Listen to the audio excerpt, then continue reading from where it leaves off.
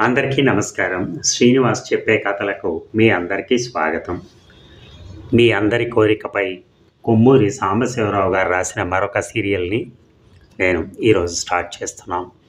అలాగే మీరు కూడా నా అభ్యర్థనను మన్నించి కొంచెం వ్యూస్ పెరగాలి, ప్రతి కథ వినటానికి ప్రయత్నించండి.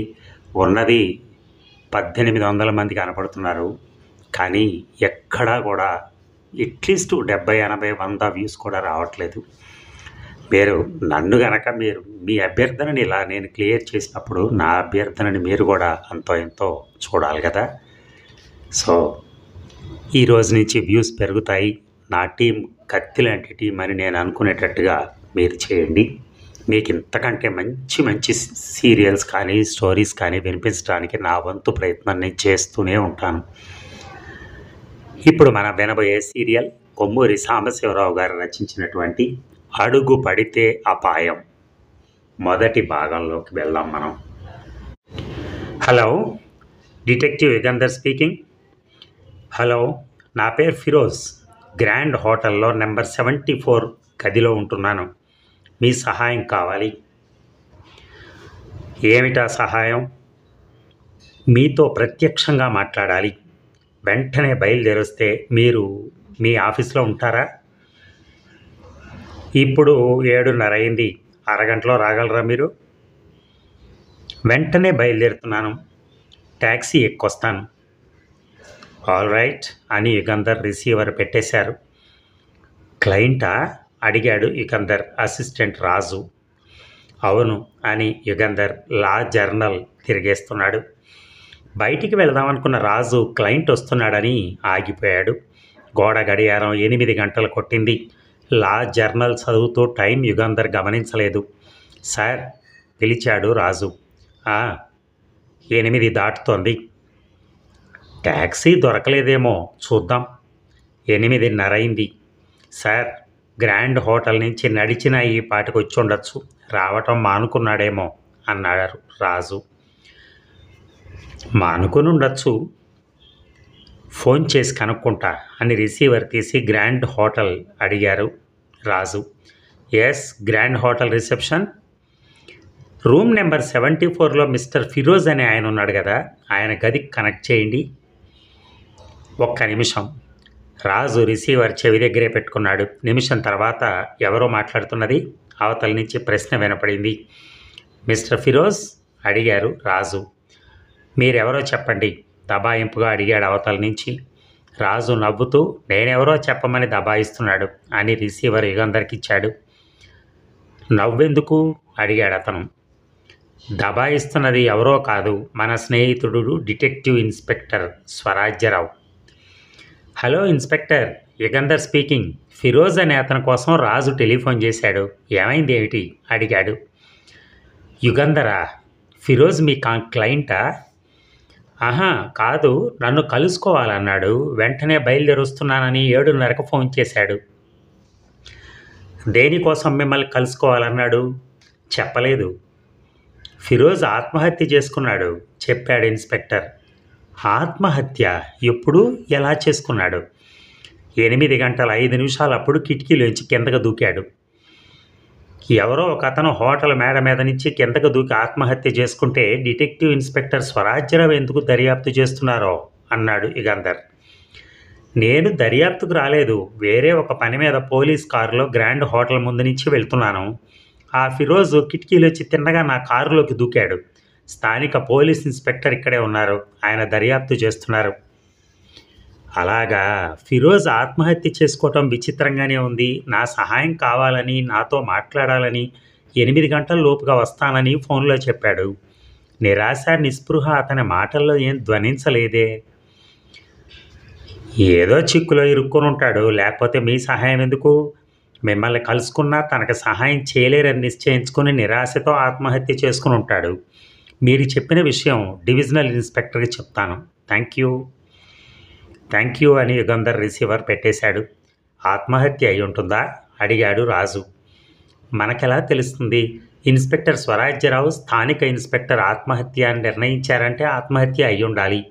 ఏవో నిదర్శనాలు లేనిది ఎందుకు అలా నిశ్చయిస్తారు?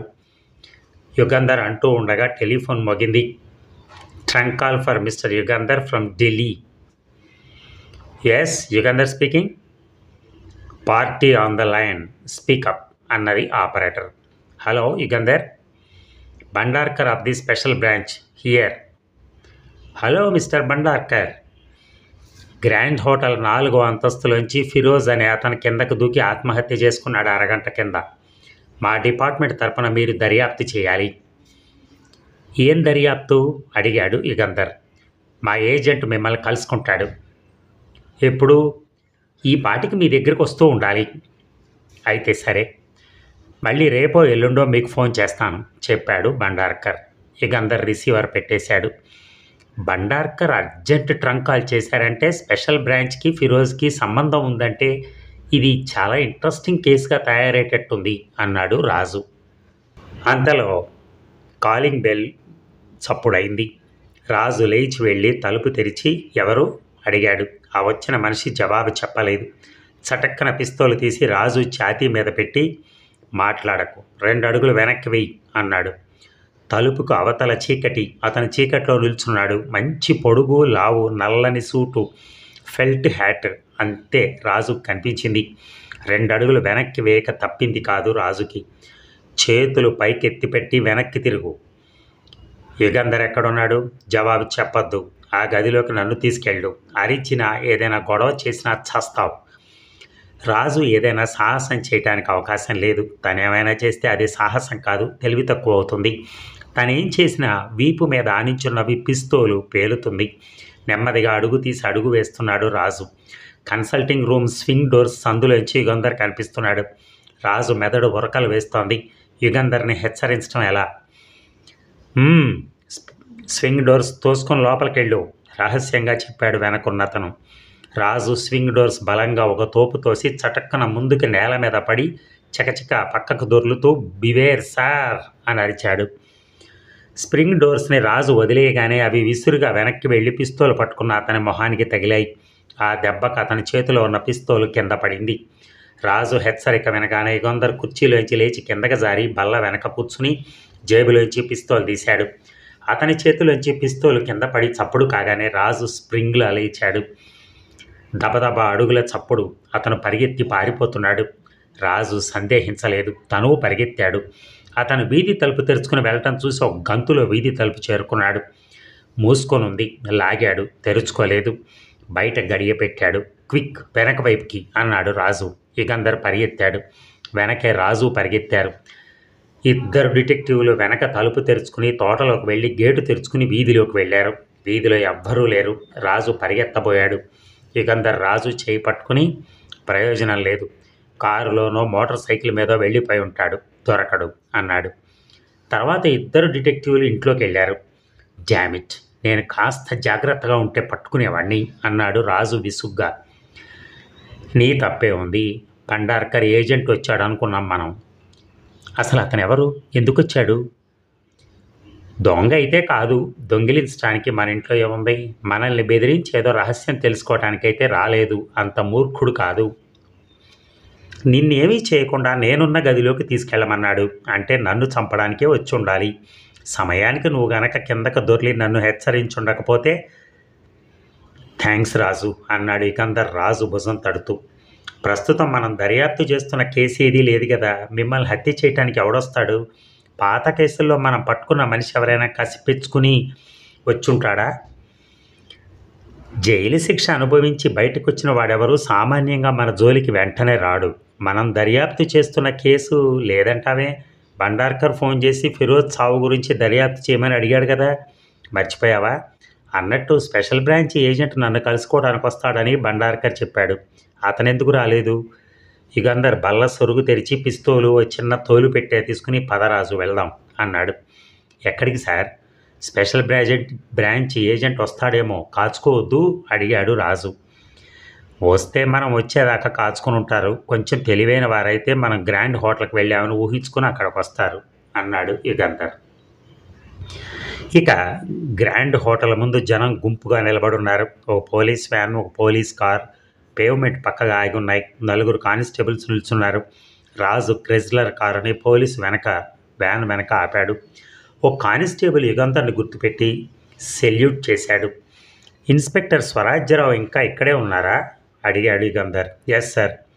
ఇద్దరు డిటెక్టివ్లు హోటల్లోకి వెళ్ళారు. యుగంధర్, ఏమిటి ఇలా వచ్చారు?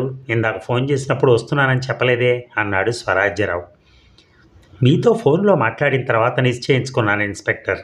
ఫిరోజ్ కిటికీలోంచి దూకి ఆత్మహత్య చేసుకున్నాడని ఎలా నిశ్చయించారు? నిదర్శనాలు ఏమైనా ఉన్నాయా? అంతటా అతను చూశాడు అని అడిగారు యుగంధర్. ఇన్స్పెక్టర్ నవ్వి, సింపుల్ కేసుని గొడవ చేయకండి. ఆ ఫిరోజ్ ఆత్మహత్య చేసుకున్నాడు, సందేహం లేదు. ఉత్తరం రాసిపెట్టి తర్వాత కిటికీలోంచి దూకారు అన్నాడు. ఏమని ఉత్తరం రాసిపెట్టారు? నేను ఆత్మహత్య చేసుకుంటున్నాను, నా చావుతో ఎవరికీ సంబంధం లేదని రాసిపెట్టారు చిన్న కాగితం మీద. ఆ కాగితం అతందేనా? అంటే ఆ కాగితం అతని డైరీలోదా, లెటర్ ప్యాడ్లోదా అని? కాదు, హోటల్ వాళ్ళ కాగితం. దాని మీద హోటల్ పేరు అచ్చు వేసింది. దస్తూరి అన్నాడు యుగంధర్. బాల్ పాయింట్ పెన్సిల్తో ఇంగ్లీష్లో రాశాడు ఆ ఉత్తరం. అక్షరాలన్నీ క్యాపిటల్ అక్షరాల్లో విడివిడిగా రాశాడు అని నవ్వి, చాలామంది ఆత్మహత్య చేసుకునే ముందు రాసే ఉత్తరాలు ఇలాగే రాస్తారు. చచ్చే వాళ్ళకి ఆ తాపత్రయం ఎందుకో అన్నాడు స్వరాజ్యరావు. సంతకం కూడా అలా విడివిడి క్యాపిటల్స్లోనే ఉందా? ఫిరోజ్ బస్ చేసిన గదిలోకి వెళ్ళొచ్చా? నిరభ్యంతరంగా రండి, స్థానిక ఇన్స్పెక్టర్ అక్కడ ఉన్నాడు అని స్వరాజ్యరావు యుగంధర్ని, రాజుని లిఫ్ట్ వైపు తీసుకెళ్లాడు. 4వ అంతస్తు లిఫ్ట్ ఆగింది. బసారాలో ఇద్దరు కానిస్టేబుల్స్ నిలబడున్నారు. ఈయన డిటెక్టివ్ యుగంధర్, ఆయన అతని అసిస్టెంట్ రాజు అని పరిచయం చేశారు స్థానిక ఇన్స్పెక్టర్కి. ముగ్గురు ఫిరోజ్ గదిలోకి వెళ్ళగానే, గ్లాడ్ టు మీట్ యూ, మీ గురించి చాలా విన్నాను. నేను ట్రాన్స్ఫర్ అయ్యి ఇక్కడికి వచ్చి 2 నెలలే అయింది. నా పేరు నారాయణ్ అని అన్నాడు స్థానిక ఇన్స్పెక్టర్. ఫిరోజు రాసిన ఆత్మహత్య ఉత్తరం చూపిస్తారా? అడిగాడు యుగంధర్. ఎస్ అని నారాయణ ఒక కాగితం యుగంధర్కి ఇచ్చారు. నేను ఆత్మహత్య చేసుకుంటున్నాను, నా చావుతో ఎవరికీ సంబంధం లేదు. ఫిరోజ్ అక్షరాలు పరీక్షగా చూసి, సంతకం పోల్చి చూశారా? అడిగాడు యుగంధర్. సంతకం కూడా విడివిడి క్యాపిటల్స్లో ఉంది కదా, హోటల్ రిజిస్టర్లో ఉన్న అతని సంతకంతో ఎలా పోల్చటం అన్నాడు నారాయణ్. యుగంధర్ కిటికీ దగ్గరికి వెళ్ళి గోడని, చట్రాన్ని జాగ్రత్తగా చూశాడు. కిటికీ చట్రంకి తెల్లని పెయింట్ తళతళా మెరుస్తోంది. ఈ కిటికీ చట్రం మీద చేతి ముద్రలు కానీ కాలి ముద్రలు కానీ ఉన్నాయో పరీక్షించారా? అడిగారు. No sir. ఎందుకు? ఈ కిటికీలోంచే కిందకు దూకాడని స్పష్టంగా తెలిసినప్పుడు అడిగాడు నారాయణ్. యుగంధర్ జేబులోంచి భూతద్దం తీసి కిటికీ చట్రాన్ని, కిటికీ రేకుల్ని, ఆ రెక్కలని, గోడని పరీక్ష చేసి, ఫిరోజ్ కాళ్ళకి బూట్స్ ఉన్నాయా దూకినప్పుడు అడిగాడు. సాక్సు బూట్సు ఉన్నాయి కాళ్ళకి. ఫిరోజ్ కిటికీ రెక్కలు బార్లా తెరిచిపెట్టి గది తలుపు దగ్గరికి వెళ్ళి పరిగెత్తుకొచ్చి కిటికీలోంచి కిందకు దూకుంటే తప్ప కాలో చెయ్యో ఈ చట్రం మీద పెట్టుండాలి. అప్పుడు ఈ పెయింట్ మీద మరకపడి తీరుతుంది. అటువంటిదేం లేదే అన్నాడు యుగంధర్. స్థానిక ఇన్స్పెక్టర్ యుగంధర్ని కాస్త ఇబ్బందిగా చూసి, అయితే నాకు అర్థం కావట్లేదు అన్నాడు. ఫిరోజ్ ఆత్మహత్య చేసుకున్నాడని నిర్ణయించడానికి నిశ్చయమైన రుజువులు ఏమీ లేవన్న అభిప్రాయం. శవం ఎక్కడుంది? మార్చురీకి పంపించారా? అడిగాడు యుగంధర్. ఇంకా పంపలేదు. ఈ హోటల్లోనే కింద ఓ గదిలో పెట్టాం. శవాన్ని కాదు, శరీరం విడివిడి భాగాలని చెప్పాడు స్వరాజ్యరావు. చూపిస్తారా? రండి. యుగంధర్, రాజు, స్వరాజ్యరావు, నారాయణ్ లిఫ్ట్లో కిందకి దిగెళ్ళారు. హోటల్ ఆఫీస్కి పక్క గది తలుపు దగ్గర ఒక కానిస్టేబుల్ నిలబడున్నాడు. ఇన్స్పెక్టర్ని చూడగానే తలుపు తెరిచాడు. గదిలో గోడ కానించి ఒక బల్ల పక్కన కుర్చీ ఉన్నాయి. బల్ల మీద పరిచి ఉన్నటువంటి తెల్లని దుప్పటి తీసేశాడు ఇన్స్పెక్టర్. విడివిడిగా కాళ్ళు, చేతులు, విరిగిపోయిన ఎముకలు, మాంసంతో నరాలు కనిపిస్తున్నాయి. ముందు కాళ్ళు తగిలాయి కారు టాప్కి. తగలగానే 2 కాళ్ళు విడివిడిగా కింద పడిపోయి ఉండాలి. శవం కిందకు దొర్లుతున్నప్పుడు చేతులు 2 ఊడిపోయి ఉంటాయి. రోడ్డు మీద దూరంగా పడి ఉన్న వీటిని ఏరి తెచ్చాం. మొహం ఒక చెంప మాత్రం చెక్కుకుపోయింది. 2వ చెంప మీద కానీ మొహం మీద కానీ చిన్న దెబ్బ కూడా లేదు అన్నాడు నారాయణ్. అతని ప్యాంటు జేబుల్లో కానీ కోటు జేబుల్లో కానీ ఏమీ లేవా? ఇవిగో ఈ చిల్లర డబ్బులు ప్యాంటు జేబులోంచి పడుంటాయి. జేబు రుమాలు, పర్సు, తాళం చెవుల గుత్తి, ఫౌంటైన్ పెన్ను కోటు జేబులో ఉన్నాయి అంటూ కుర్చీ మీద ఉన్న వస్తువులు చూపించాడు ఇన్స్పెక్టర్. అంతేనా? అడిగాడు యుగంధర్. అంతే సార్. ఇంకే వస్తువైనా జేబులోంచి రోడ్డు మీద పడిపోయిందేమో? లేదు, అరగంట సేపు రోడ్డంతా వెతికారు మా కానిస్టేబుల్స్, పోలీస్ కార్ అంతా వెతికాం, ఇంకేమీ లేదు. అయితే ఫిరోజ్ ఆత్మహత్య చేసుకున్నాడని ఎలా నిశ్చయించుకున్నారు?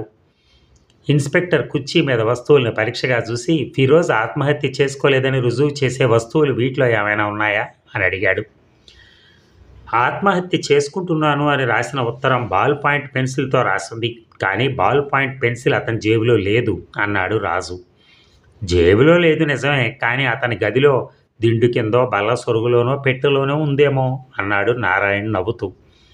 వెతికారా అడిగాడు స్వరాజ్యరావు. లేదు, వెతికి వస్తాం అంటూ నారాయణ వెళ్ళిపోయాడు. యుగంధర్ శవం మొహం కాసేపు పరీక్షగా చూసి తల వెనక చేతులు పెట్టి తడిమి చూశాడు. కళ్ళు చిట్లించి శవం తల వెనక, చెవుల వెనక, మాడు మీద వేళ్లతో జాగ్రత్తగా తడిమి చూసి, my dear Swarajyarao, me police surgeon శవాన్ని పరీక్ష చేయలేదా అడిగాడు. లేదు, ఇంకా రాలేదు. ఆత్మహత్య అని చెప్పడం వల్ల తొందర లేదనుకుని ఉండాలి. ఏ? శవం ఎడం వైపు చెంప చెక్కుకుపోయింది, చెవి చితికిపోయింది, ఎడం వైపు తల ఎముక విరిగింది, కుడివైపు ఒక చిన్న దెబ్బ కూడా తగల్లా. కనుక ఎడం వైపు పట్టం వల్ల ఎడం వైపే దెబ్బలు తగిలాయి అనుకోవచ్చు. అవునా? స్వరాజ్యరావు తల ఊపాడు. తల వెనక కుడివైపున ఈ బొప్పు ఎలా గట్టింది అడిగాడు యుగంధర్. స్వరాజ్యరావు వెంటనే వెళ్ళి తడిమి చూసి, yes Yugandhar, you are correct. ఇంతలో ఇన్స్పెక్టర్ నారాయణ వచ్చి, లేదు, ఫిరోజ్ గదిలో ఎక్కడ బాల్ పాయింట్ పెన్సిల్ లేదు అన్నాడు. ఉండదని నాకు తెలుసు. ఫిరోజ్ ఆత్మహత్య చేసుకోలేదు, హత్య చేయబడ్డాడు. ఎవరో ఇతన్ని తల మీద కొట్టారు, స్పృహ తప్పి కింద పడిపోయి ఉంటాడు. తర్వాత ఆ హంతకుడు జేబులోంచి బాల్ పాయింట్ పెన్సిల్ తీసి ఫిరోజ్ రాసినట్టుగా ఆ ఉత్తరం రాసి ఇతని శవం కిటికీలోంచి కిందకు పారేశాడని నా అనుమానం. తన జేబులో ఉన్న బాల్ పాయింట్ పెన్సిల్ కాక ఫిరోజ్ జేబులో ఉన్న ఫౌంటైన్ పెన్తో ఆ హంతకుడు ఉత్తరం రాసి ఉంటే ఫిరోజ్ హత్య చేయబడ్డాడు అనుకోవటానికి ఆస్కారం ఉండేది కాదు. హంతకుడు పొరపాటు చేశాడు. ఆ పొరపాటు చేసి ఉండకపోతే పట్టుబడే అవకాశం ఉండేది కాదు.